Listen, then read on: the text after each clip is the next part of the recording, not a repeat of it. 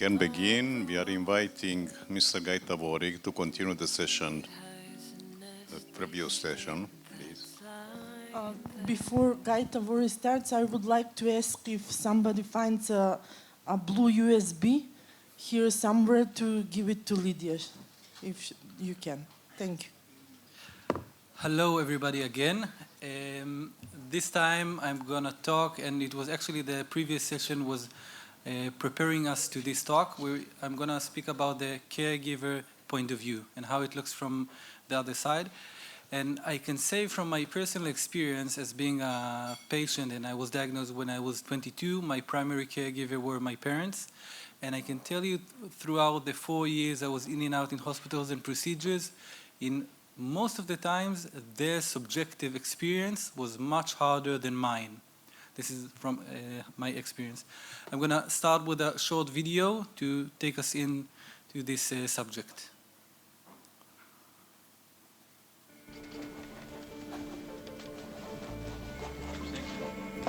Cheryl? Hi. I'm Paul Jamieson. I work over in Creative. Hi. I'm being very forward here. I heard about what you're going through, and I just found out yesterday that my wife has cancer, and I was wondering if I could talk to you about it. Oh.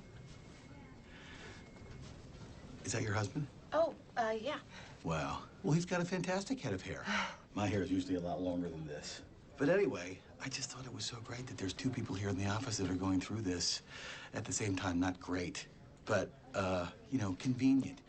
Not even convenient. Serendipitous. Is that the word I'm looking for? I wish that I could stay and talk, but I really have to get to a meeting. Oh, okay.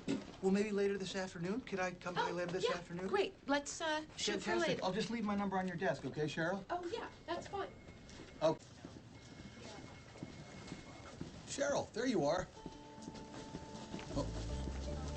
Cheryl, I must have missed your call. Do you want to, should we talk on the way to our cars? Shoot, actually, I just remembered I have to get some office supplies. Oh, well, we don't have to do it today. Do you want to, is today not a good day? Do you want to do it, you want to do it tomorrow? We can talk tomorrow. There's not going to be a good time. Look, I am sorry about your wife. I am, but what do you want me to talk about? How horrendous it was watching the person I love most in this world fighting for his life and knowing that I couldn't do a damn thing about it? Over the past 3 years, Gary lost 48 pounds, all of his hair and most of his dignity, and I just had to sit there pretending to be normal and cheerful while he wasted away week after week. It got so bad, I prayed every night that he would just die and put us both out of our misery. And finally he did, last month. So excuse me for not wanting to talk about it, because that means reliving it, and I barely made it through the first time. I'm sorry, I can't make you feel better.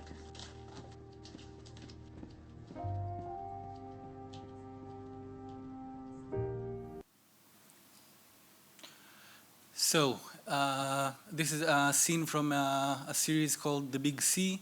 One of my favorite genres on TV and film, it's cancer and death. So I watched most of the episodes there. And I'm going to show another 2 scenes from different episodes later on this lecture.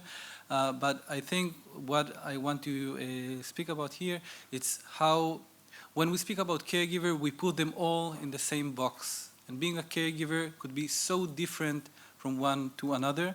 In this case, it was spouses, it was the husband and wife.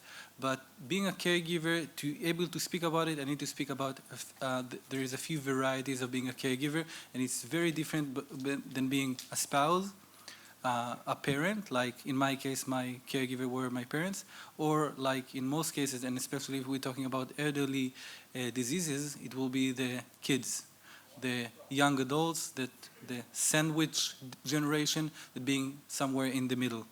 So I'm going to speak about general challenges that most caregivers go through, and then I'm going to speak about specific challenges of each caregiver group from those three groups.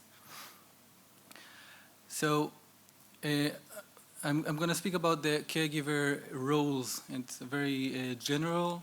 First of all, it's paperwork. One of the things that patients don't do almost at all is to handle all the paperwork. It's to get the agreement from the healthcare system or the notes from the physician, and all those files. Those are one of the things that caregivers almost do totally, and the patients are not involved. Being positive, as Cheryl said here earlier, the caregiver needs to be positive all the time. He needs to be always cheerful, doesn't matter what's going on, to hold the hope for the patient. To advocate if the physician is wrong, or to go for a second opinion, or to find out about clinical trials. It's all those, most of the times, of course, the caregiver is dealing with. Moderate friends, if to tell friends, if to bring people in, if not, how to talk with them, to being responsible about the other circles. Always on duty, no vacation, 24/7 work, and no vacations, of course. And the patient's job and work, of course, is to feel well. I'm exaggerating, of course, but there is something, and I'm going to show another video in a few minutes. The patient's job is to sit there and feel well, to do what he was told, and not doing anything more. Sometimes, and I had a few patients, it's even quite funny, because a patient is diagnosed, he feels well, he didn't start the chemotherapy yet, so everything is fine, he feels fantastic, but everybody's treating him as he's ill. Sit, don't move, don't do anything, and this is what the expectation from the patient, just feel well and be healthy, and the caregiver needs. So there's something very, let's say, unfair, but very difficult of being a caregiver, and I'm happy that in this, the caregiver is being more and more, we understand and see him as an important role in the patient surrounding. So, and I think this is the biggest challenge every caregiver is going through. Basically, every caregiver I met, what he wishes for, the trade with the patient. If you could do the biopsy instead of the patient, some of the chemotherapy, do some of the surgeries, is to be in the patient's shoes, thing that, of course, they cannot do, and they feel guilty about it. All of the patients I met saying it out loud, but most of the patients are not acting from this point of view. They feel guilty for and being on the side, and they cannot help the other patients. And if we speak about patients going through treatments like chemotherapy or transplant, there is something very not very, very difficult to be there, to sit next to the people, to see him suffering or in pain and actually not being able to do something. And this point of view is very, very difficult to be in.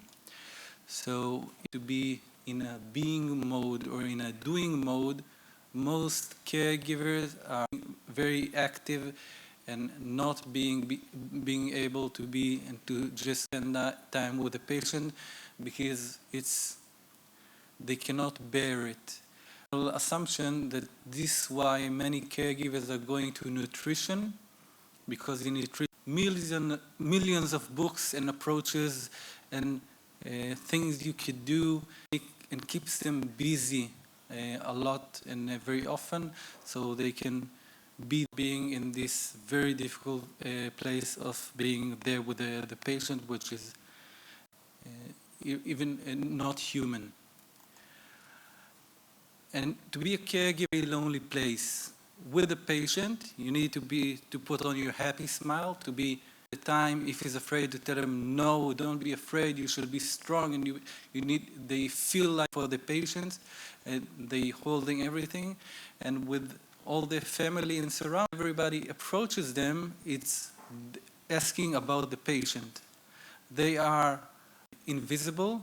Nobody is looking them on as a person. A caregiver telling me, I've been supporting my husband for years. A physician looked at me and asked me, how do you feel? And it's something that is very important. A lot of trials and information about it. The choice of a caregiver, it increases the chance that you can get ill or your condition get worse, but somehow we don't see them as people, and it's a very lonely place to be there. You're always helping the patient, the surrounding. You're only a way to speak with the patient himself. Another thing, and it's very interesting or very sad article, that many times doctors treat dying patient too long because of pressure of relatives. And it's emphasized what I said before, that many times, and this is where a system is, it's a blind spot of the healthcare system, that we always think that the patient and caregiver are aligned, and so it's not true.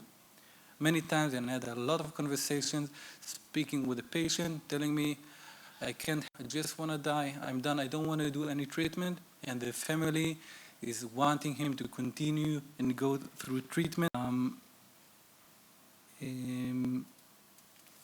I had a patient, a caregiver, a breast cancer patient. He around 30 years old, more or less, and with me once every few months.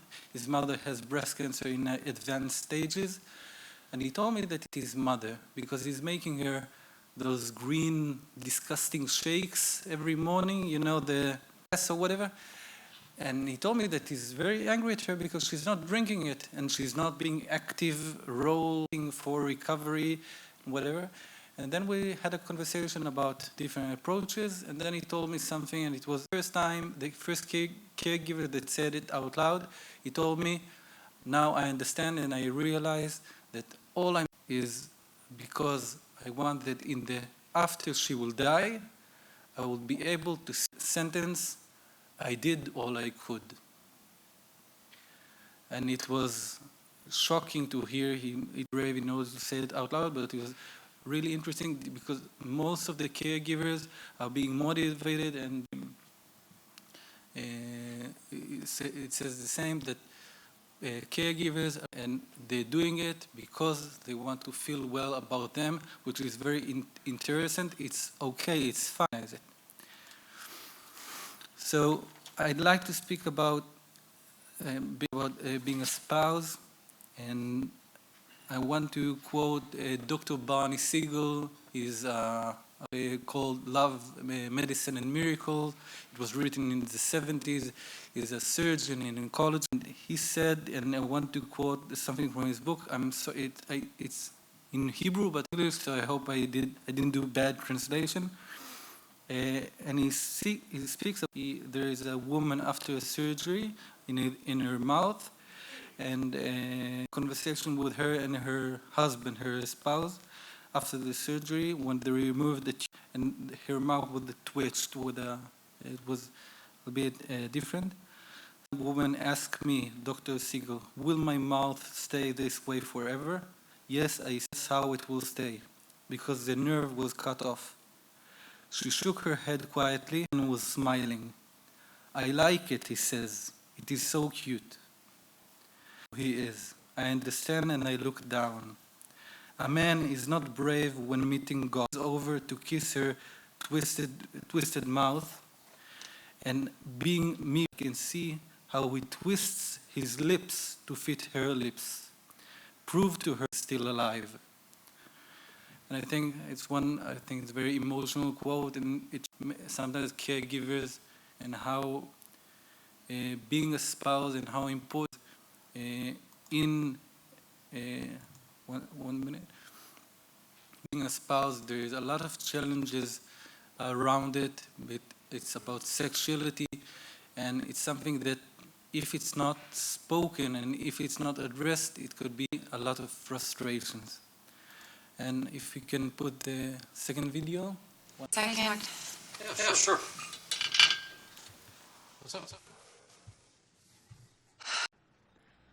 I want to go to Dr. Bedslow. Hey, really? Like 2 hours and then give us 2 minutes of interrupted conversation? I've done my research. I've considered options.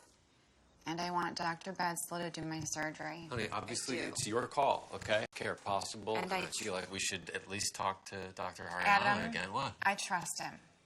Okay, well then, you know what? That's what we're going to do. It's like Dr. Haryana said. If you feel something positive, go And positive. I'm scared. Okay, that's okay that you're scared.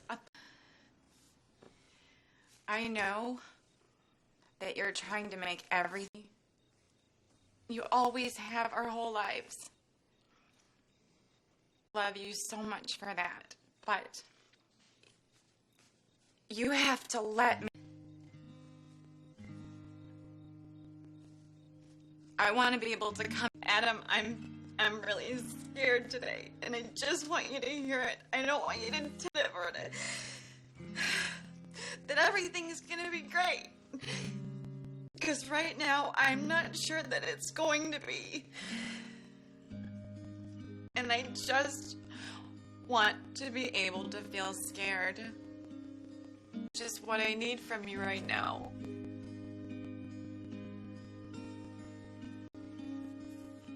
I can do that. I love you. It's another TV series. I recommend it.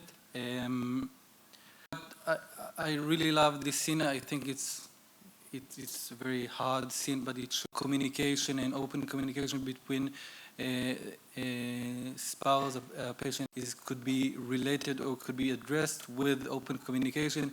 It's, of course, it's a TV. I did have patient and caregiver willing to open up and to say and to speak about what and how to better communicate what they're going through.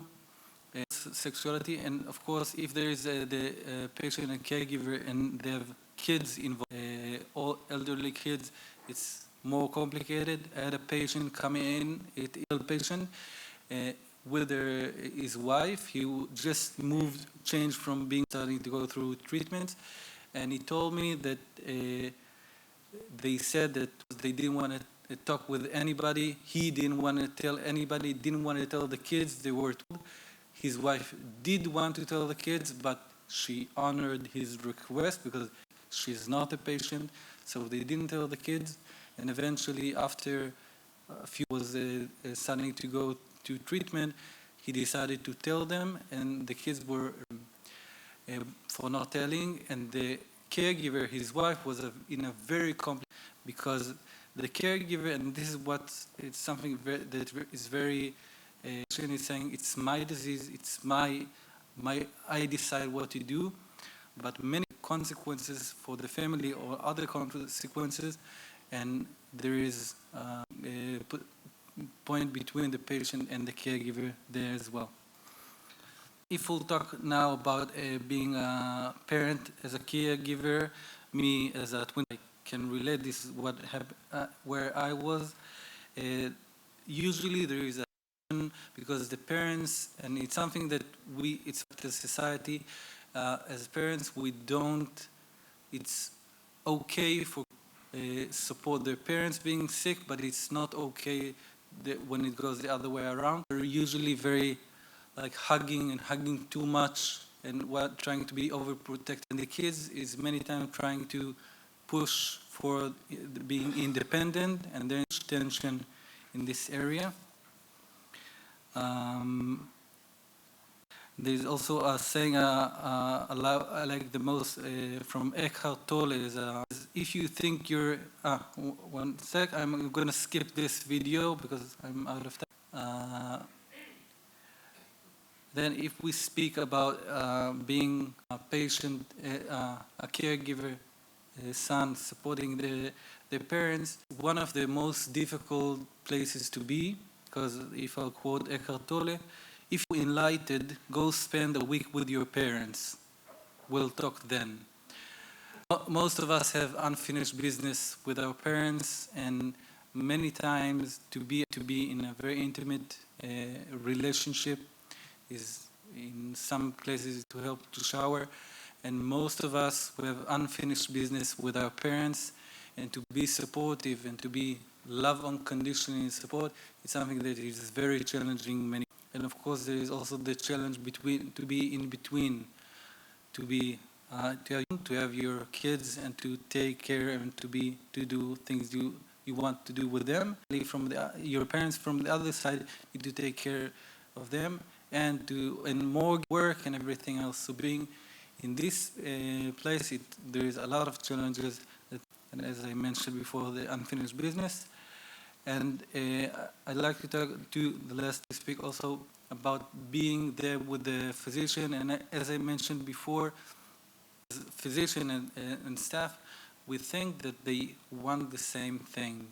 And it's something to realize and understand that also, if I'll give from a total Parkinson, for an example, when a patient need to go to a more treatment, it means that the caregiver, the burden will go off of him. The caregiver really wants them to go to a new treatment, but the patient is afraid. Many times, if we won't understand that the patient needs or fears where he is could or might be different than the patient, we are missing a very place. And the last thing, I'll give a short example. I had a patient that she went through chemotherapy. She had AML. She's still alive. Through chemotherapy, she told me that she's a young lady with a husband. She told me she was really angry at her husband because he's saying that he want to play soccer every Friday with friends, and she was very angry at him, saying that he want to continue. I'm in the hospital and I'm here and I'm going through chemotherapy. How come you want to go and to do that? About the importance of the caregiver to have a way, and he doesn't go play soccer, to go to ventilate somewhere or to go to a physician, but to have a person is doing something he likes or wants and not being the caregiver.